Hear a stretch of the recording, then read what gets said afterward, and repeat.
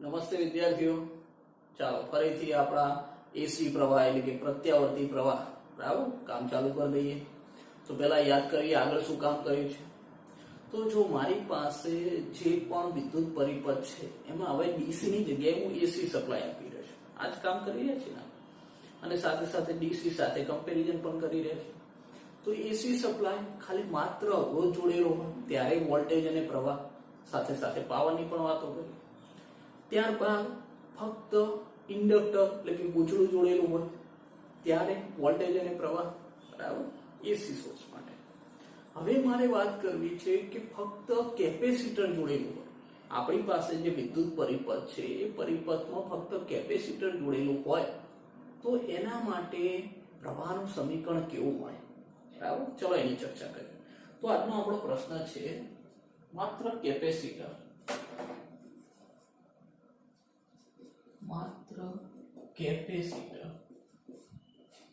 ધરાવતા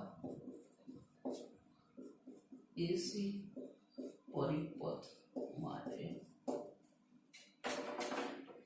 પ્રવાહનું સમીકરણ. અને તમને ખબર છે કે સાથે સાથે આપણે શું કરીશું, એમના આલેખો પણ જોઈશું બરાબર. આલેખો કયા? તો પ્રવાહ અને વોલ્ટેજ વિરુદ્ધ ઓમેગા ટી ના કળાના. ખ્યાલ છે તમને? આગળ જે કામ કર્યું છે એ રિપીટ કરી રહ્યા છીએ. પણ પેલું અવરોધ માટે હતું, ઇન્ડક્ટર માટે હતું, આ કેપેસિટર માટે છે.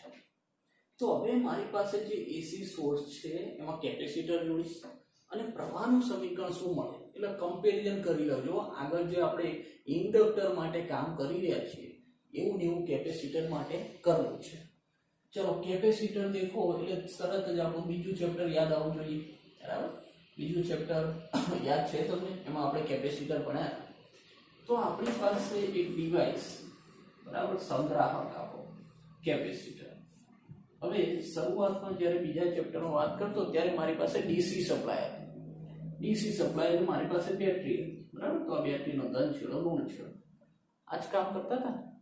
તો હવે જેવું તમે બેટરી જોડો, અહીંયા આપણી પાસે કેપેસિટર છે તો શું પરિસ્થિતિ રચાતી હતી યાદ કરી લો. તો ભાઈ આ બેટરી જોડીએ તો તમને ખબર છે આમ તો પ્રવાહની દિશા દર્શાવો એટલે પ્રવાહ ધનથી ઋણ દર્શાવો. પણ તમને ખબર છે કે ભાઈ રવિવારની પ્રવાહની દિશા ધનથી ઋણ બરાબર છે, પણ અંદર ગતિ કોણ કરે છે? તો ઇલેક્ટ્રોન. તો ઇલેક્ટ્રોન અહીંથી નીકળીને આમ ગયા અહીંયા, તો બધા ઋણ વિદ્યુત ભાર અહીંયા જમા થશે બરાબર. હવે ઋણ શું કરશે? તો આ બધી જે ધન પ્લેટ છે એમાં ઋણ એકબીજાને શું કરે? ઋણ એકબીજાને અપા કરશે એટલે ઋણ અહીંયાથી આમ ચાલે. ઋણ અહીંથી જતા રહે તો અહીંયા શું વધ્યું? તો અહીંયા ધન વધે. તો કેપેસિટર ચાર્જ થાય છે, કેપેસિટરનું ચાર્જ છે બરાબર. તો કેપેસિટરની બંને પ્લેટ વચ્ચે ધન અને ઋણ વિદ્યુતભાર જમા થાય છે. માટે ધનથી ઋણ તરફ અહીંયા શું રચાતું હતું? તો ધનથી ઋણ તરફ વિદ્યુત ક્ષેત્ર રચાતું હતું. આ બધી વાતો પ્રકરણ 2 ની અંદર આપણે કરેલી છે બરાબર. તો આ કેપેસિટર તમને ખબર છે કે એકવાર ચાર્જિંગ થવાનું ચાલુ થયું પછી સંપૂર્ણ ચાર્જ થઈ જાય. સંપૂર્ણ ચાર્જ એટલે સમજી લો અહીંયા 8 વોલ્ટ આપે છે તો અહીંયા પણ કેટલું આપણો સંગ્રાહક કેપેસિટર એટલે સંગ્રાહક છે 8 વોલ્ટે પહોંચી જાય એટલે અહીંયાથી પ્રવાહ પર તો બંધ થઈ જાય. પ્રવાહ પર તો શું થાય? બંધ થઈ જાય. આ ડીસી ની પરિસ્થિતિ, આ મારો ડીસી સપ્લાય છે. હવે આવી નવી જે કેપેસિટરની વાત છે મારે એસી માટે કરવું છે બરાબર. જો કેપેસિટર તમને યાદ હોય અને કેપેસિટરમાં જમા થયેલું વિદ્યુત ભાર જો ક્યુ હોય બરાબર, તો કેપેસિટરનું કેપેસિટન્સ આપણે સી વડે દર્શાવતા હતા જો યાદ આવતું તો સી બરાબર ક્યુ ભાગ્યા વી. કેપેસિટરનું કેપેસિટન્સ જેને સી વડે દર્શાવતા સી બરાબર ક્યુ બાય વી. આ આપણે પ્રકરણ 2 માંથી લઈને આવ્યા છીએ બરાબર, ભણીને આવ્યા છીએ. તો હવે મારે કેપેસિટરની વાત કરવી છે પણ એસી સપ્લાય લેવું છે.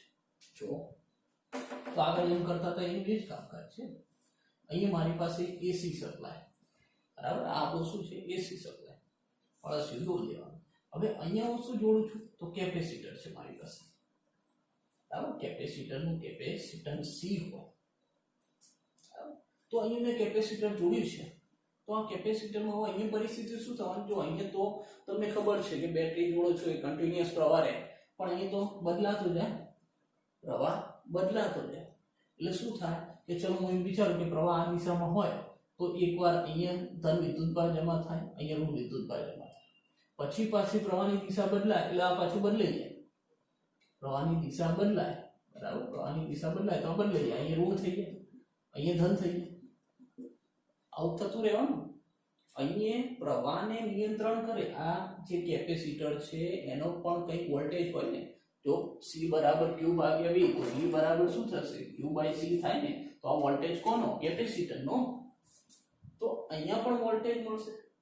એ વોલ્ટેજ પ્રવાહને અહીંયા તો શું થાય છે, જો બંનેના વોલ્ટેજ સમાન થઈ જાય, બંને વોલ્ટેજ સમાન થઈ જાય એટલે પછી તો વધુથી ઓછા તરફ ક્યાંય શું થાય, વહન થવાનું જ નથી, વિદ્યુત ભારનું વહન અંદર થવાનું નથી. સમજો કે 8 વોલ્ટ હતા, શરૂઆતમાં ચાર્જિંગ થતું ગયું, ઇલેક્ટ્રોન ભાગતા ગયા, બરાબર ને, ઇલેક્ટ્રોન દોડ્યા, શરૂઆતમાં ચાર્જિંગ થયું, પછી કુલ ચાર્જિંગ થઈ ગયું 8 વોલ્ટ થઈ ગયું, પતી ગયું. અહીંયા હવે પ્રવાહ જોવા મળે નહીં, પણ અહીંયા શું કરે, પ્રવાહને નિયંત્રણ કરે. પણ એ તો તમને ખબર છે કે શરૂઆતમાં ચાર્જિંગ થશે પછી પાછું બદલાતું જશે, બરાબર, પ્રવાહ પાછી દિશા બદલી કાઢવાનો છે. એટલે અહીંયા વધઘટે ચાલી જવાનું છે, એટલે પ્રવાહને નિયંત્રણ કરી શકે, પણ સંપૂર્ણ આ પરિપથમાંથી જે પ્રવાહ વહેતો બંધ જ થઈ જાય તો એવું તો બને નહીં. સંપૂર્ણ પરિપથમાંથી પ્રવાહ વહેતો બંધ જ થઈ જાય, અહીંયા બંધ થઈ જાય, બંને હરખું થઈ જાય, પણ અહીં બંને હરખું ના થઈ કેમ, બરાબર, અહીં તો કેમ કે થોડા સમય પછી પાછો ચેન્જ થઈ જવાનો છે, બરાબર, અહીં થોડું ચેન્જ થવાનું છે. અહીંયા તો સંગ્રહ વિદ્યુતભાર જમા થતો ગયો, વિદ્યુત સ્થિતિમાન નાના જેટલું થઈ ગયું, વિદ્યુત સ્થિતિમાન Q/C. ચલો ઓકે, હવે આ કેપેસિટરની વાતો તમને ખબર છે, પણ હવે આપણે એસી સપ્લાય કર્યું છે, તો એસી સપ્લાય તમે જોડે છે તો હું એસી વોલ્ટેજની યાદ કરું કે ભાઈ મારી પાસે એસી વોલ્ટેજ, તો એસી વોલ્ટેજ કયો છે, તો V બરાબર Vm sin ઓમેગા t, એટલે તમે અહીંયા શું લાગુ પાડે છે, Vm sin ઓમેગા t લાગુ પાડે, બરાબર છે. ચલો આટલો વોલ્ટેજ લાગુ પાડે છે તમે. હવે મારી પાસે અહીંયા જે વોલ્ટેજ છે એ વોલ્ટેજમાં Vm શું છે તમને ખબર છે કે ભાઈ Vm એટલે મહત્તમ વોલ્ટેજ. આ શું છે મારી પાસે, મહત્તમ વોલ્ટેજ, અથવા બીજું આપણે શું કહેતા હતા, યાદ જ હશે, વોલ્ટેજનો કંપ વિસ્તાર. ચલો ઓમેગા t શું છે, તો ઓમેગા t એ તો આ વોલ્ટેજની કળા, બરાબર, આ એ માટે દર્શાવું છું, તમને ખબર છે કે ભાઈ વોલ્ટેજની કળા જે છે, હવે મને જે પ્રવાહ મળશે તો પ્રવાહમાં કળા આટલી મળે છે કે નથી મળતી, યાદ કરો, અવરોધમાં મળતી હતી, જ્યારે એકલો અવરોધ જોડ્યો તો ત્યારે મળતી હતી, પણ જ્યારે ગૂંચળું જોડ્યું, ઇન્ડક્ટર જોડ્યું એટલે શું થયું, પ્રવાહની અંદર તો π/2 જેટલો ઓછી થઈ ગઈ કળા, હે ને. હવે જોઈએ કેપેસિટર જોડું તો શું થઈ રહ્યું છે, ઓકે છે. ચાલો આ વસ્તુ તો આપણે જાણીએ છીએ, વોલ્ટેજ સપ્લાય. હવે અહીંયા આપણી પાસે જે કેપેસિટર જોડ્યું છે, બરાબર, એ કેપેસિટર જોડતા એનો જે વોલ્ટેજ છે, તો કેપેસિટરનું વોલ્ટેજ આ રહ્યું સૂત્ર, કેપેસિટર C બરાબર Q/V, તો V બરાબર શું થાય, Q/C. તો કેપેસિટર પરનો વોલ્ટેજ, કેપેસિટરનો વોલ્ટેજ, તો હવે એ કેટલો વોલ્ટેજ ધરાવે છે વિદ્યુત સ્થિતિમાનનો તફાવત, તો V પણ કેપેસિટર માટે છે એટલે VC વડે દર્શાવો. VC બરાબર સૂત્ર શું છે, તો Q/C. C શું છે, આ કેપેસિટરનું કેપેસિટન્સ, બરાબર. ચાલો આ સ્વરૂપે મળે. હવે મારી પાસે અહીંયા કઈ વોલ્ટેજ છે, અહીંયા પણ કઈ વિદ્યુત સ્થિતિમાન છે, બંને જગ્યાએ વિદ્યુત સ્થિતિમાન છે. કિર્ચોફ દાદાને યાદ કરી લઈએ, બરાબર, કિર્ચોફ દાદાને યાદ કરી લઈએ. તો હું એમ કહું કે ભાઈ કિર્ચોફનો બીજો નિયમ, કિર્ચોફનો બીજો નિયમ, તો કિર્ચોફનો બીજો નિયમ એવું કહે છે કે ભાઈ બધી જ જગ્યાના વિદ્યુત સ્થિતિમાનો જે બંધ માર્ગ હોય, બંધ માર્ગમાં બધી જ જગ્યાના વિદ્યુત સ્થિતિમાનના તફાવતનો સરવાળો શું થાય, શૂન્ય થાય. તો એનો મતલબ અહીંનું વિદ્યુત સ્થિતિમાન એટલે V પ્લસ અહીંનું વિદ્યુત સ્થિતિમાન એટલે VC બરાબર શું થાય, 0 થાય. ચાલો હવે જો અહીંયા આનું જે વિદ્યુત સ્થિતિમાન છે, તો હવે જ્યારે અહીંયા આ પ્રવાહ જતો હોય, આ ધન થઈ ગયો, ઋણ થઈ, તો ધનમાંથી ઋણ તરફ ચાલે ને, આ ધન પ્લેટ, આ એ ધન વિદ્યુતભાર જમા છે, એ ઋણ વિદ્યુતભાર જમા, તો હવે ધનથી ઋણ, તો આ જે પ્રવાહ આવે આ વિદ્યુત સ્થિતિમાન જે કેપેસિટરનું વિદ્યુત સ્થિતિમાન એનો વિરોધ કરે, આવે એનો વિરોધ કરે, બરાબર. માટે અહીંનો જે વોલ્ટેજ છે એ કેવો હશે, VC તો વીસી ઋણ હશે, વીસી કેવો મળશે? તો વીસી ઋણ મળશે, કેમ કે આનો વિરોધ કરે. અહીંયા વિદ્યુત સ્થિતિમાન છે તો વિદ્યુત સ્થિતિમાન શું થાય? ધનથી ઋણ તરફ પ્રવાહ જવાનું, એટલે આમ જાય, એટલે આ જે આવે છે એનો વિરોધ કરે છે, માટે આ વિદ્યુત સ્થિતિમાન જે છે એ કેવું થશે? એ ઋણ થશે. તો અહીંયા આ માઈનસ વીસી. ચલો વીસી મને ખબર છે અને વી પણ ખબર છે, એસી વોલ્ટેજ લખી દો. તો એક કામ કરું છું, આને આ બાર લઈ જાઉં તો વી બરાબર શું થશે? વીસી થઈ જશે, માઈનસ ને આ બાર લઈ જાઉં તો પ્લસ થઈ ગયા. હવે વી શું છે? તો વી મારી પાસે Vm sin ઓમેગા t. ચલો આ બાજુ મારી પાસે વીસી શું છે? તો કે ભાઈ q બાય c. ઓકે છે, સારું. ચાલો હવે એક કામ કરું છું, બરાબર. અહીંયા મારી પાસે q નું સૂત્ર છે, બરાબર. c ને આ બાજુ લઈ દઉં, c ને આ બાજુ લઈ દઉં તો ગુણાકારમાં અહીંયા તો જો લખું છું q બરાબર Vm, આ c ની ગુણાકારમાં c sin ઓમેગા t, બરાબર. q એટલે શું છે? તો વિદ્યુતભાર, અહીંયા જે જમા થયેલો વિદ્યુતભાર છે. ત્રીજું ચેપ્ટર યાદ કરાવો તો ત્રીજું ચેપ્ટરમાં તમે વિદ્યુત પ્રવાહ ભણી આવ્યા છો. તો વિદ્યુત પ્રવાહ કઈ? તમારી પાસે વિદ્યુત પ્રવાહ I બરાબર dq ભાગ્યા dt લખી શકો. વિદ્યુત ભાર ભાગ્યા સમય એટલે શું મળે? વિદ્યુત પ્રવાહ મળે કે નહીં? વિદ્યુત અને જો મારે તો શું કરવું છે? મારે પ્રવાહ જોવું છે, મને રસ સામે છે પ્રવાહનું સમીકરણ મેળવવું છે. તો પ્રવાહનું સમીકરણ મેળવવું છે તો પ્રવાહને યાદ કરવો પડશે ને, આ તો વિદ્યુત ભાર છે. તો પ્રવાહ ખબર છે કે પ્રવાહ બરાબર dq ભાગ્યા dt. તો આનું સમય સાપેક્ષ વિકલન કરું તો મને શું મળી જાય? પ્રવાહ મળી જાય. મેળવીએ પ્રવાહ. તો કે ભાઈ I બરાબર ચલો d બાય dt અને q કેટલો છે? તો આ રહ્યો. શું લખું? તો Vm c sin omega t. Okay, ચાલો હવે અહીંયા Vm અને c અચળ છે, વિકલનમાંથી બહાર કાઢો. sin ઓમેગા t નું વિકલન થશે, બરાબર. અને sin નું વિકલન શું થશે? sin નું વિકલન cos થશે, બરાબર. વિકલન અને સંકલન સૂત્રો યાદ આવવા જોઈએ છે. 11 ના ત્રીજા ચેપ્ટર થી સાથે લઈને ચાલીએ છીએ. ચલો અહીંયા Vm c બાર d બાય dt કોનું? તો કે ભાઈ sin ઓમેગા t, અને sin ઓમેગા t નું વિકલન, બરાબર. સંકલન વિકલન. હવે વિકલન તમે આપણા આવી રીતના લખતા હતા, જો યાદ હોય તો કે d by dx sin x, બરાબર. તો એનું શું થશે? cos x થતું. sin x નું વિકલન શું થાય? cos x. અથવા અહીં θ લખ્યો તો d બાય d θ cos θ, બરાબર. અને તમને ખબર હોય કે ભાઈ અહીંયા જે સહગુણક હોય, કારણ કે અહીં 5x છે, બરાબર. સહગુણક હોય તો અહીં sin x નું cos x થાય, બરાબર. એટલે sin 5x નું cos 5x થાય. અને આ 5x છે તો 5 શું આવશે? તો 5 ગુણાકારમાં આવશે. પેલું સંકલન યાદ કરો, આગળ આપણે સંકલન કરતા હતા તો એમાં શું થતું હતું? સહગુણક એ ભાગાકારમાં આવતો હતો. વિકલન કરું છું તો સહગુણક ગુણાકારમાં આવે છે. એ વખતે પણ મેં યાદ કરાવ્યું હતું. સારું, તો એ જ કામ અહીંયા કરી રહ્યો છું. તો sin ઓમેગા t નું શું થશે? cos omega t. ચાલો તો Vm c. હવે જો sin ઓમેગા t નું cos ઓમેગા t, પણ આ t સાથે જો ઓમેગા છે એ ગુણાકારમાં આવશે કે નહીં? તો ઓમેગા ને અહીંયા લખી દઉં છું. ઓમેગા ગુણાકારમાં આવી ગયો, અહીંયા 5 આવ્યા અને અહીંયા શું થયું? તો sin નું cos ઓમેગા t થાય કે નહીં? પ્રવાહ I જોઈ લો. Vm c ઓમેગા ક્યાંથી આવ્યા? તો sin ઓમેગા t નું વિકલન કરો એટલે cos ઓમેગા t થાય, પણ આ ઓમેગા નું તો એ ગુણાકારમાં આવે એટલે એ આગળ લખી દીધું. ચાલો હવે મારી પાસે પ્રવાહનું સમીકરણ મળી ગયું છે.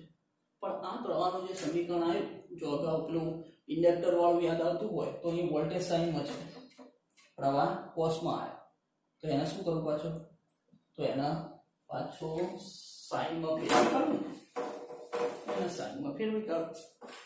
ચલો હું એમ કહું કે ભાઈ sin π/2 plus omega t, sin π/2 plus omega t. તો sin π/2 એટલે શું થઈ જાય? cos થઈ જાય. π/2 છે એટલે વિધેય ચેન્જ થશે, અને π/2 પ્લસ ઓમેગા t એટલે બીજું ચરણ. પણ બીજા ચરણમાં col s t c s sin એટલે ધન છે, તો અહીંયા cos ઓમેગા t થાય કે નહીં? sin pi by 2 plus omega t pi by 2 છે વિધેય ચેન્જ થઈ જાય sin નું cos થઈ ગયું pi by 2 plus omega t એટલે પાઈ બાય 2 પ્લસ એટલે બીજું ચરણ બીજા ચરણમાં sin ધન છે ઓકે તો cos ઓમેગા ટી ની જગ્યાએ શું મૂકી શકું તો મૂકો ભાઈ i બરાબર vn ઓમેગા ઇન્ટુ c અહીં sin pi by 2 plus omega t ચલો ઓકે છે એક કામ કરું છું હજુ ભાઈ સરવાળો છે તો સરવાળામાં તો ક્રમ ગમે તે બદલે કોઈ ફેરફાર થતો જ નથી તો આને થોડું ગોઠવી લખી દો કે ભાઈ i બરાબર vn omega c sin omega t plus pi by 2 ચલો આવો કંઈક મને પ્રવાહ મળે છે હવે ચલો આ બરાબર ખાલી જાણકારી માટે આપણે જે અગાઉ પ્રકરણ 2 માંથી જે જાણકારી લઈને આવ્યા છે એ માટે બરાબર એટલે જો નોંધવું નોંધી શકો બાકી થિયરીમાં યાદ કરવાની જરૂર નથી આ ખાલી તમને યાદ કરાવું છું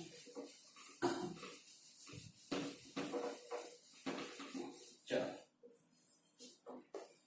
આ રહ્યું પ્રવાહનું સમીકરણ ચલો એક કામ કરું છું તમને અવરોધ માટે અને આગળ એના પછી ઇન્ડક્ટર એ બંને માટે આપણી પાસે જે પ્રવાહના સમીકરણો આ યાદ કરાવો જો અવરોધ R માટે વાત કરું તો R માટે જે મારી પાસે પ્રવાહનું સમીકરણ હતું તો I બરાબર Im શું હતું sin ઓમેગા t ચલો આ જ હતું ને સૂત્ર બરાબર કળા પણ સરખી શાના માટે R માટે અને જો યાદ હોય તો આ Im શું હતું તો Vm ભાગ્યા R આ શેના માટે અવરોધ માટે ચલો ઇન્ડક્ટર માટે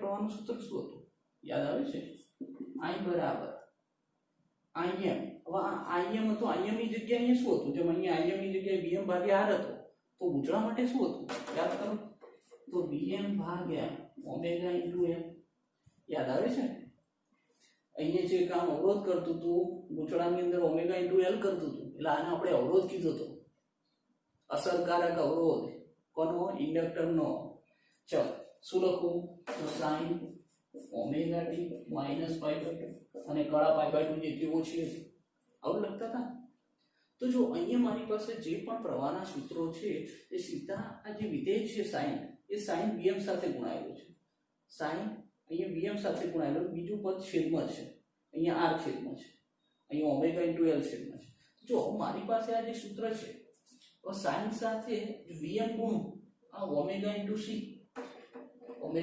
ગુણાકારમાં છે ને તો અહીંયા મારે સીધો Vm લાવવો છે ઓમેગા ઇન્ટુ c કાઢવા છે તો એના છેદના છેદમાં લઈ લો જો શું કહી છું આવું કરું તો કે I બરાબર આ Vm ભાગ્યા આ ઓમેગા c છે ને એ 1 ઓમેગા c લખો એટલે છેદના છેદમાં એટલે પાછું અંશમાં આવી ગયું કઈ કામ કર્યું નથી ખાલી ગોઠવી લખ્યું sin omega t plus pi by 2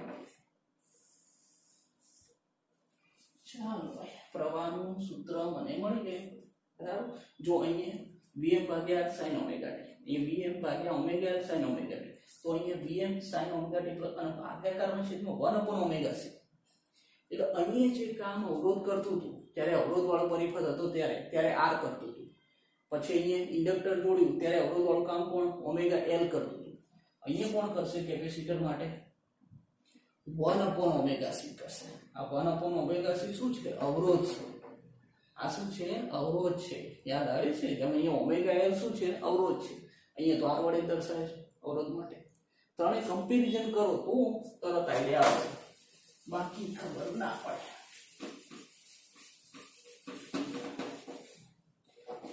ચાલો તો મારી પાસે આ રહ્યું પ્રવાહનું સૂત્ર હવે આ સૂત્રની અંદર જો અહીંયા 1 ઓમેગા c જે છે 1 ઓમેગા c એ શું છે તો અહીંયા જેમ પેલો ઇન્ડક્ટરની વાત હતી અહીંયા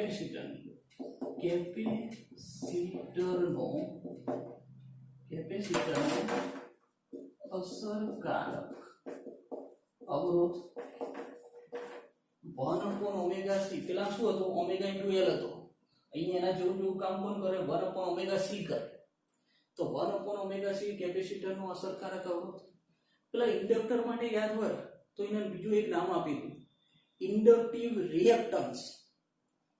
તો અહીંયા કેપેસિટરનો રિએક્ટન્સ, કેપેસિટરનો અહીંયા આને શું લખી શકું? તો આને હું લખું કેપેસિટિવ રિએક્ટન્સ. બરાબર, પેલાને ઇન્ડક્ટિવ રિએક્ટન્સ કહેતો હતો, અહીંયા શું કહું છું? Capacitive reactance. અને પેલાને યાદ હોય તો આપણે x વડે દર્શાવતા હતા, અને ઇન્ડક્ટર તો એટલે xl લખ્યો હતો. અહીંયા કેપેસિટર છે તો xc લખી દઉં. પેલામાં શું હતો? ઇન્ડક્ટર હતો એટલે xl લખતો હતો, કેપેસિટર છે તો xc નો મતલબ શું થયો? તો xc બરાબર 1/ωc. આ શું છે? અવરોધ છે. આ આપણો અવરોધ છે.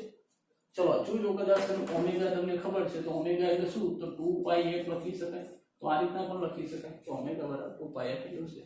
મૂળ મુદ્દે xc કેપેસિટિવ રિએક્ટન્સ એનો એકમ શું થાય? મૂળ મુદ્દે શું છે? અરે અવરોધ છે તો અવરોધનો એકમ શું? ઓમ. તો આનો એકમ શું થાય? ઓમ થાય. અને કેપેસિટિવ રિએક્ટન્સ કેમ થાય? તો રિએક્ટિવ થાય. શરૂઆતમાં નહીં હોતો, પણ જેવો તમે એપ્લાય કરો વોલ્ટેજ, બરાબર, અને અહીંયા વિદ્યુત સ્થિતિમાન આવે તરત જ એનો વિરોધ કરે. મેં તમને કીધું આ વિદ્યુત સ્થિતિમાનના પ્રવાહનો વિરોધ કરે કે નહીં? અહીંયા પ્રવાહ ધનથી ઋણ તરફ.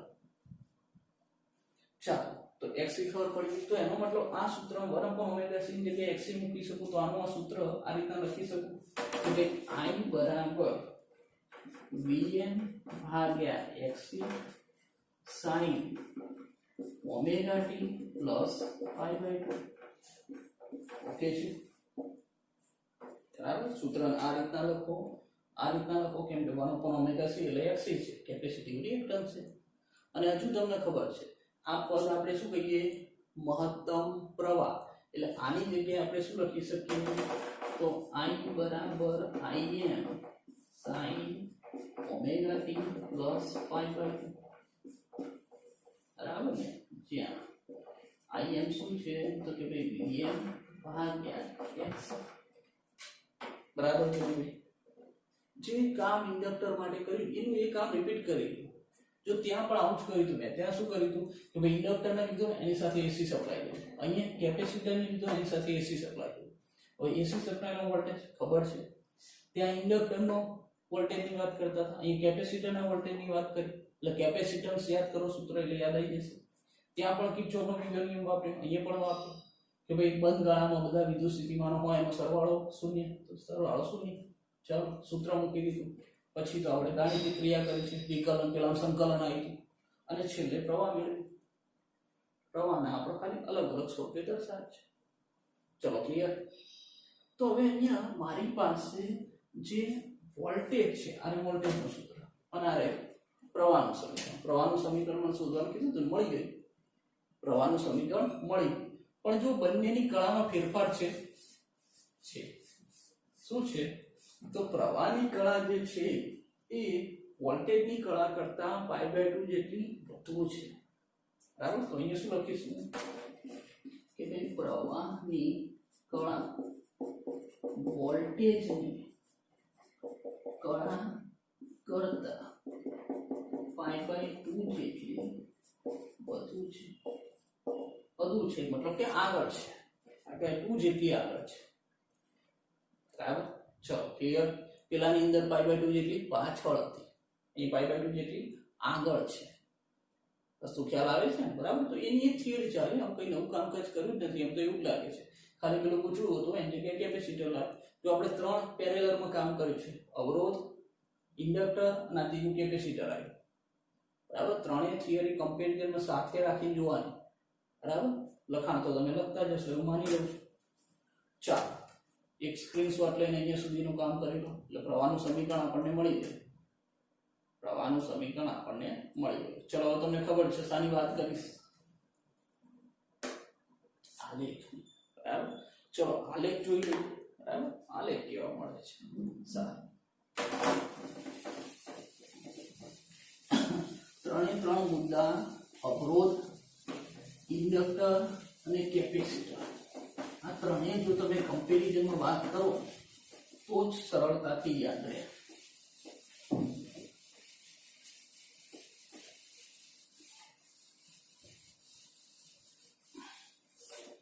ચલો મેં તમને પહેલા પણ કીધું કે ભાઈ બોર્ડ છે, બોર્ડને લખવામાં બહુ મહેનત કરી કે સાહેબ જ એવા છે. સારું, ચલો આલેખ ઉપર જઈએ. શાના વિરુદ્ધ શાનું? તો વોલ્ટેજ વિરુદ્ધ ઓમેગા ટી.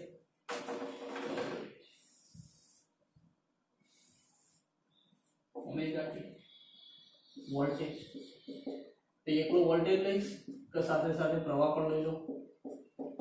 વોલ્ટેજ ને પ્રવાહ બંને લઈ વાયર ઉપર. આ બાજુ ઓમેગા ટી લઈ લઈએ. કોણ આપણું 0 અહીં દર્શાવું છું π/2 પાઈ 3π/2 અહીંયા 2. ઓકે છે. સારું, ચલો ઓમેગા ટી બરાબર. આમ તો હવે તમને આવડી ગયું છે, છતાં એકવારનું દર્શાવી દઉં છું. બરાબર, અહીંયા વોલ્ટેજ લઈ લો, અહીંયા પ્રવાહ લઈ લો. ઓમેગા ટી કેટલો? 0 રાખું, ત્યારબાદ π/2 રાખું, ત્યારબાદ પાઈ રાખું, ત્યારબાદ 3π/2 રાખું અને ત્યારબાદ 2π રાખું. 2π સુધી રાખું તો શું થાય? તો એક ચક્ર પૂર્ણ ભ્રમણ થાય. બરાબર ને? એક ચક્ર પૂર્ણ ભ્રમણ જોવા માટે. સારું, ચલો કામે લાગી જઈએ. તો મારી પાસે વોલ્ટેજ અને પ્રવાહના સમીકરણો. આ રહ્યું વોલ્ટેજનું સમીકરણ, તો અહીંયા છે. બરાબર, આપણી વોલ્ટેજનું સૂત્ર. બરાબર, અને પ્રવાહનું સૂત્ર હાલ લખ્યું તો આપણે I બરાબર Im sin omega T plus π/2. ઘણા કેટલી છે? π/2 જેટલી વધુ છે. બરાબર, ચલો જોઈએ. તો પહેલા ઓમેગા ટી 0 લો. ચલો ઓમેગા ટી ને 0 લો, આને 0 લો તો શું થઈ જાય? sin 0. sin 0 એટલે 0, તો બધું 0. તો વોલ્ટેજ શું થઈ જાય? 0. ચલો અહીંયા 0 લો પ્રવાહ માટે, તો ઓમેગા ટી 0 લો. જો Im sin omega T 0 plus π/2 એટલે sin π/2. sin π/2 એટલે 1, તો મળે શું? મને Im મળે. તો એનો મતલબ 0 આગળની વાત કરું તો વોલ્ટેજ શું છે? 0. પ્રવાહ શું છે? મહત્તમ, એટલે Im. જો તો 0 આગળ વાત કરતા તો વોલ્ટેજ તો 0 અને પ્રવાહ શું? તો પ્રવાહ અહીંયા Im છે, મહત્તમ છે. બરાબર, ચલો આગળ વધીએ. π/2 ની વાત કરીએ તો અહીંયા ઓમેગા ટી ની જગ્યાએ π/2 લો તો sin π/2 એટલે 1. તો આ 1 થયું એટલે શું વધે? Vm વધે. એટલે વોલ્ટેજ હવે મહત્તમ થયો. વોલ્ટેજ કેવો થયો? મહત્તમ. ચલો પ્રવાહમાં શું થાય? તો ઓમેગા ટી ની જગ્યાએ શું લઉં? π/2 પ્લસ π/2 એટલે શું થયું? sin π, અને sin π એટલે 0. તો પ્રવાહ 0 થઈ ગયો. તો જો અહીંયા પહેલા મહત્તમ હતો પ્રવાહ, હવે શું થયો? પ્રવાહ તો π/2 આગળ 0, એટલે આ લેખામ ચાલે. બરાબર, હવે વોલ્ટેજ ની વાત કરું પહેલા 0 પછી મહત્તમ, તો વોલ્ટેજ મહત્તમ થાય છે. બરાબર, એટલે વોલ્ટેજ અહીં દર્શાવું છું આમ એ આવી ગયા. બરાબર, તમને ખબર જ છે કે Vm Im કરતા કેવા મોટા જોવાના. બરાબર, ખ્યાલ છે? યાદ છે સૂત્ર? Im બરાબર Vm/R અને R greater than 1. R greater than 1 છે એટલે Im શું થાય? નાના થાય Vm કરતા. સારું, ચલો આલેખમાં આગળ વધીએ. પાઈ લઈએ, sin π મૂકો તો sin π એટલે 0, તો વોલ્ટેજ 0, એટલે વોલ્ટેજ 0 થઈ ગયો. ચલો અહીંયા પાઈ શું થશે? તો અહીંયા 3π/2 થઈ ગયા. અને sin 3π/2 એટલે શું થશે? તો -1 એટલે -Im થઈ ગયું. બરાબર, આ શું આવશે? -1 આનું મૂલ્ય -Im થઈ ગયું. તો પ્રવાહ -Im થાય છે. એટલે પ્રવાહ વિરુદ્ધ દિશામાં, પ્રવાહ નીચે ચાલે. બરાબર, પાઈ આગળની વાત કરું અહીંયા તો પ્રવાહ આગે. બરાબર, આ મહત્તમ મૂલ્ય કેટલું? -Im. ઓકે, આ પ્રવાહ ચાલે. હવે વોલ્ટેજ શું થયો હતો? તો વોલ્ટેજ 0 થતો, એટલે વોલ્ટેજ અહીંયા પાઈ આગળ શું થશે? તો વોલ્ટેજ આવે 0. બરાબર, વોલ્ટેજ 0 થાય છે. ચલો 3π/2 જોઈએ. અહીંયા મૂકો તો bm sin 3π/2 3π/2 એટલે -1 તો bm કેટલા આવ્યા -bm થઈ ગયા આ -1 એટલે -bm થઈ ગયા તો એ -bm આવ્યા ચાલો અને પ્રવાહની વાત કરીએ તો પ્રવાહ અહીંયા શું લખું કેટલા છે 3π/2 ચાલો કેટલા થશે અહીંયા 4π/2 એટલે કેટલા વધે 2π વધે ને અને sin 2π એટલે અહીંયા વધે sin 2π sin 2π એટલે 0 આ તો 0 થઈ ગયો પ્રવાહ શું થઈ ગયો 0 થઈ ગયો ચાલો પ્રવાહ 0 પ્રવાહનું ક્યાં ગયું આ તો પ્રવાહ ભાઈ 0 થાય છે એ પ્રવાહ 0 થઈ ગયો અને વોલ્ટેજ શું થાય છે તો વોલ્ટેજ આ મહત્તમ વિરુદ્ધ દિશા તો વોલ્ટેજ અહીંથી ચાલે બરાબર અહીંયા તો એ વોલ્ટેજ આપણે દર્શાવું છું આ વોલ્ટેજ માઈનસ વોલ્ટેજ મહત્તમ થાય ચાલો હવે છેલ્લું પદ ખબર પડી ગઈ હશે બરાબર તો વોલ્ટેજ શું થવાના છે હવે 0 કેમ કે 2π મૂકો sin 2π એટલે 0 તો વોલ્ટેજ 0 થઈ ગયા એટલે વોલ્ટેજનો આલેખ લો તો વોલ્ટેજનો આલેખ પહોંચી ગયો 0 બરાબર આપણે શું દર્શાવ્યું છે વોલ્ટેજ v બરાબર vm sin omega t ચલો પ્રવાહ શું થશે તો પ્રવાહ અહીં 2π મૂકવાના છે અહીં 2π મૂકો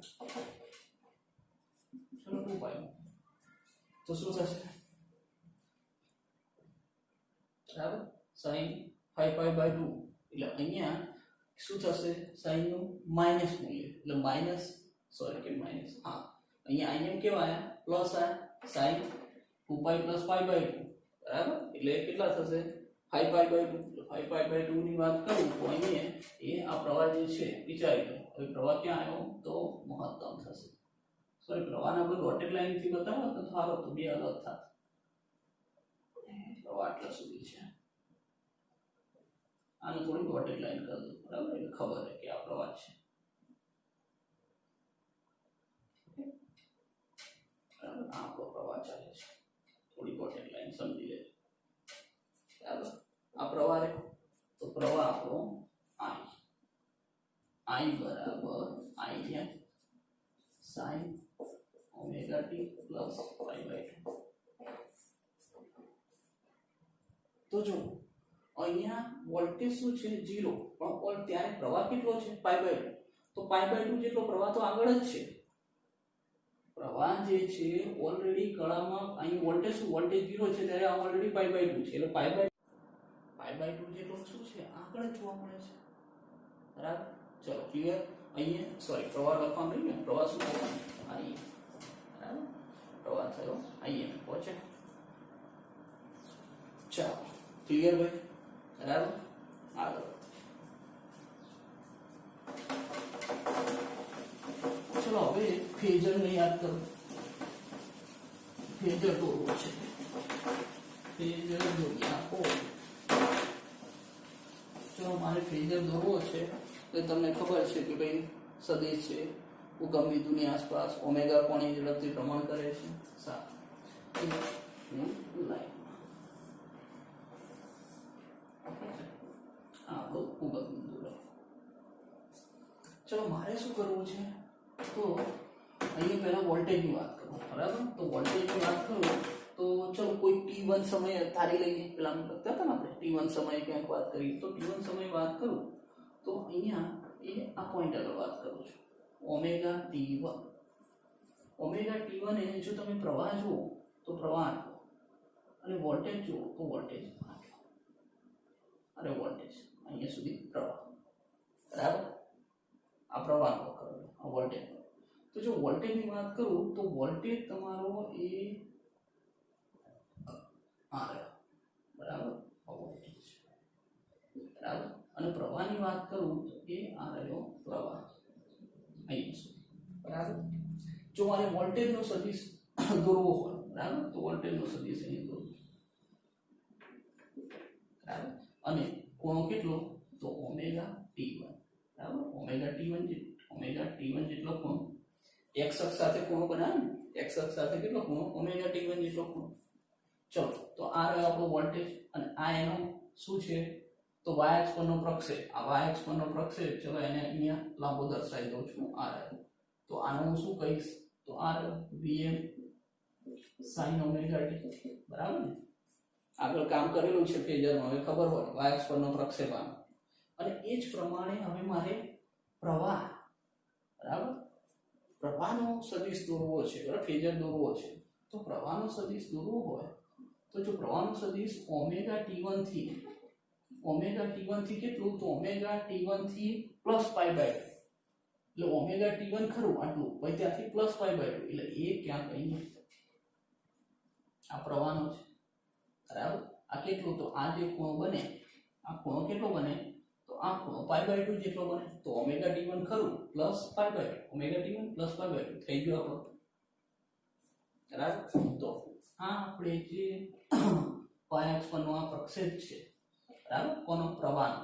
તો આ શું છે, તો આ આપણો im sin omega t plus pi by 2 છે, બરાબર. તો આના ફેઝર દોરે, આ વોલ્ટેજનો ફેઝર, આ પ્રવાહનો ફેઝર, બરાબર.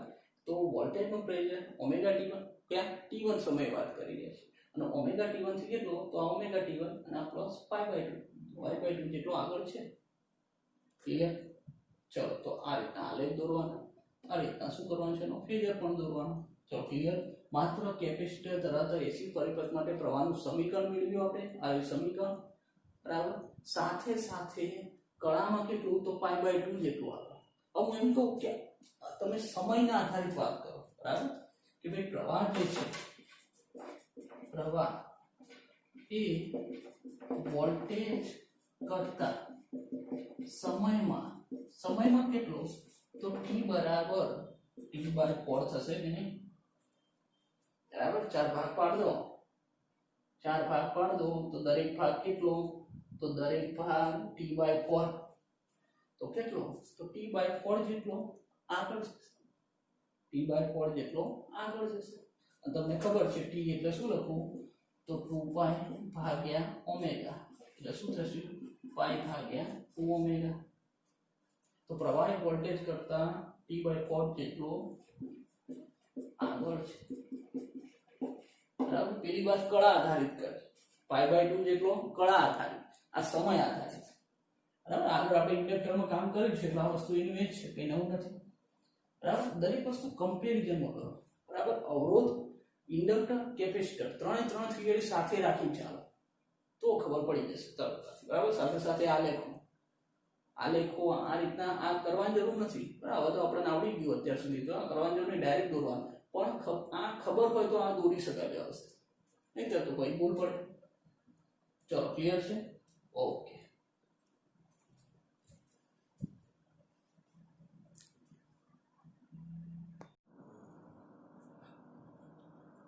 ચાલો, ઉદાહરણ ચોથું, બરાબર, 7.4 શું કહી રહ્યું છે જોઈ લઈએ.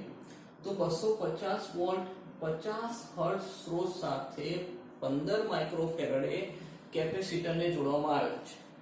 એટલે તમને ખબર છે એસી સોર્સ સાથે શું કેપેસિટર જોડી છે. પરિપથમાં કેપેસિટિવ રિએક્ટન્સ યાદ કરજો અને પ્રવાહનું આરએમએસ મહત્તમ મૂલ્ય શોધો. જો આવૃત્તિને બમણી કરવામાં આવે તો કેપેસિટિવ રિએક્ટન્સ અને પ્રવાહના મૂલ્યો પર શું અસર થશે. ઓકે, મૂલ્ય કેવા થાય એ પણ કીધું છે આવૃત્તિ બમણી થાય ત્યારે.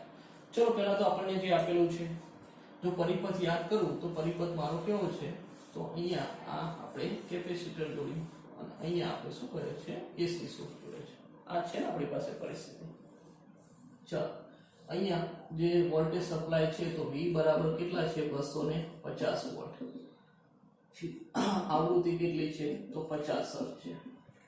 ચલો, અહીંયા કેપેસિટન્સ આપેલો છે. આ કેપેસિટરનું કેપેસિટન્સ C આપણને કેટલું આપે છે, તો 15 માઇક્રોફેરાડે. આ માઇક્રોફેરાડે છે એટલે એને ફેરાડેમાં કન્વર્ટ કરી દઈએ, 15 × 10⁻⁶ ફેરાડે. આ પરિસ્થિતિ છે. ચલો, પરિપથમાં કેપેસિટિવ રિએક્ટન્સ યાદ આવ્યા, અસરકારક અવરોધ. કેપેસિટિવ રિએક્ટન્સ શું શાના વડે દર્શાવતા હતા, xc શોધવાનું છે. પ્રવાહનું આરએમએસ મૂલ્ય એટલે I આરએમએસ શોધવાનું છે, અને પ્રવાહનું મહત્તમ મૂલ્ય એટલે Im પણ શોધવાના છે. બરાબર આટલું કામ આપણે કરવાનું છે બરાબર ચલો અહીંયા મને કેપેસિટિવ રિએક્ટન્સ કીધું છે તો કેપેસિટિવ રિએક્ટન્સ યાદ કરી બરાબર યાદ છે યાદ જ હશે આપણી પાસે પ્રવાહનું સૂત્ર શું છે આ જે છે તમને વોલ્ટેજ અને પ્રવાહ બંનેના સૂત્રો ખબર હોવા જોઈએ વોલ્ટેજ સૂત્ર V બરાબર Vn sin ઓમેગા t પ્રવાહનું સૂત્ર I બરાબર Im sin omega t plus pi by 2 યાદ છે ને કળામાં પાઈ બાય 2 જેટલો આગળ હતો કેપેસિટર છે જો ઇન્ડક્ટર હોય તો પાઈ બાય 2 જેટલો પાછળ હતો સારું તો Im પણ યાદ હશે Im શું છે તો Im એટલે Vm ભાગ્યા Xc Im એટલે શું છે Im એટલે Vm ભાગ્યા Xc છે તો Xc તમને ખબર હોવું જોઈએ Xc શું છે તો Xc યાદ કરો Xc એટલે હા ચલો અહીંયા Xc બરાબર 1 upon ઓમેગા c યાદ છે જો ઇન્ડક્ટર હોય તો ઓમેગા ઇન્ટુ L અને કેપેસિટર હોય તો 1 upon ઓમેગા c ચલો ઓમેગા પાછું યાદ કરો તો 1 upon 2 pi f into c ચલો કિંમત આપી છે મૂકી દઈએ મને Xc મળી જશે તો 1 upon 2 pi એટલે 3.4 યાદ કેટલો આપે છે ભાઈ 50 અને કેપેસિટન્સ મને આપે છે તો 15 × 10 ની -6 ગણતરી કરો ભાઈ કેટલો જવાબ આવે છે બરાબર જે જવાબ આવે એ આપણું Xc બરાબર તો Xc તમને કેટલું મળે છે ગણતરી કરો કેલ્ક્યુલેટર લઈ બેઠા છો ને ચલો અહીંયા મને કેટલું આપે છે તો 0.000 કેટલું છે ભાઈ 212 × 10 ની 6 બરાબર અને આ શું છે Xc એટલે અવરોધ એકમ ઓમ બરાબર અથવા પછી આને જો આ રીતના પણ લખેલું છે કે આપણે પોઈન્ટ દૂર કરી દઈએ તો 212 ઓમ Xc બરાબર 212 6 છે બરાબર કન્વર્ટ કરતા થઈ જશે ઓકે ચલો Xc મળી ગયું Irms પ્રવાહ શોધવો છે ચલો પ્રવાહ શોધવો છે તો તમને પ્રવાહનું સૂત્ર ખબર છે વોલ્ટેજ ભાગ્યા અવરોધ છે બરાબર તો અહીંયા Irms બરાબર વોલ્ટેજ ભાગ્યા અવરોધ એટલે Xc અહીંયા અવરોધ કયો છે Xc છે કેપેસિટિવ રિએક્ટન્સ ચલો વોલ્ટેજ તમને આપેલો છે કેટલો છે કે ભાઈ 250 અને Xc તમે શોધી કાઢો 212 ચલો તમે Irms કેટલો મળે છે ભાઈ 250 ભાગ્યા 212 ચલો અહીંયા મૂલ્ય 1.0 કેટલું આપ્યું છે 1.04 બરાબર આટલો જવાબ કંઈક આવતો હશે કેલ્ક્યુલેટર લઈને બેઠા છો કરી લેજો ચલો સૂત્ર ખબર છે અગાઉ આપણે ગણ્યો તો એ પ્રકારનો દાખલો છે કઈ નવું નથી પણ અગાઉ આપણે શાની વાત કરી ઇન્ડક્ટર ગૂંચળા માટે આ કેપેસિટર માટે છે ચલો બીજું મહત્તમ મૂલ્ય કીધું છે તો મહત્તમ મૂલ્ય માટે આપણને ખબર છે કે Irms બરાબર Im ભાગ્યા √2 થાય બરાબર મારે Im ન હોય તો Im બરાબર √2 × Irms ચલો √2 ની કિંમત એટલે કેટલી થશે 1.414 ને Irms આપણે શોધી કાઢે 1.04 Im મળી ને કે નહીં કેટલો આવે છે 1.47 એમ્પિયર આ સારું પછી ડાયરેક્ટ ના લખતા ક્યાંક વળી સાહેબ ખોટું પણ લખી દે બરાબર એટલે કેલ્ક્યુલેટર થી ગણતરી કરજો દરેક જગ્યાએ અને ક્યાંક કઈ એવું જણાય તો મને જાણ પણ કરજો ચલો તો RMS મૂલ્ય મહત્તમ મૂલ્ય અને કેપેસિટિવ રિએક્ટન્સ મળી ગયું હવે શું કીધું છે જો આવૃત્તિને બમણી કરવામાં આવે આવૃત્તિને બમણી કરવામાં આવે તો કેપેસિટિવ રિએક્ટન્સ અને પ્રવાહના મૂલ્યો પર શું અસર થશે જો શું અસર થશે લખ્યું છે એવું નહીં કે મૂલ્ય કેટલા થશે શોધો એવું નહીં કીધું એટલે ગણતરી કરવાની જરૂર નથી ખાલી શું અસર થાય આપણે કહેવાનું છે તો જો અહીંયા હું જોઉં કેપેસિટિવ રિએક્ટન્સ ઉપર શું અસર થાય ને તો કેપેસિટિવ રિએક્ટન્સ અને આવૃત્તિ આ બંને વચ્ચેનો સંબંધ કેવો છે કેપેસિટિવ રિએક્ટન્સ અને આવૃત્તિ વ્યસ્ત પ્રમાણનો સંબંધ છે તો આ બમણી થાય તો આ અડધી થાય બરાબર તો અહીંયા ચલો જો આવૃત્તિ બમણી કરવામાં આવે આવૃત્તિ બમણી કરવામાં આવે તો શું થશે? આ xc કેવું થાય? આ બમણું થાય તો આ અડધું થાય, તો xc અડધું થશે, બરાબર. ખાલી અસર શું થાય, આપણું મૂલ્ય નહીં શોધવાનું, બરાબર. નકર બે મૂકીને ગુણી કાઢી ફરીથી ગણતરી કરી દઈ વાંધો. ચલો ત્યારબાદ શું કીધું છે? પ્રવાહના મૂલ્યો પર શું અસર થશે? ચલો પ્રવાહ, આરે પ્રવાહ, બરાબર. હવે અહીંયા જો પ્રવાહ એટલે વોલ્ટેજ ગયા xc, એટલે આવું લખી શકું. જો પ્રવાહ માટે આ રીતના લખી શકું, IRMS બરાબર શું છે? V ભાગ્યા xc. હવે V ભાગ્યા xc એટલે શું છે? xc એટલે તો 1/omega c, એટલે omega c ઉપર આવીએ તો V * omega c. આ છેદના છેદમાં છે તો અંશમાં જતા ને, V * omega c. અને ઓમેગા એટલે શું છે? તો V 2πf * c. આ સૂત્ર થાય કે નહીં? બરાબર. અહીંયા xc ની જગ્યાએ 1/omega c.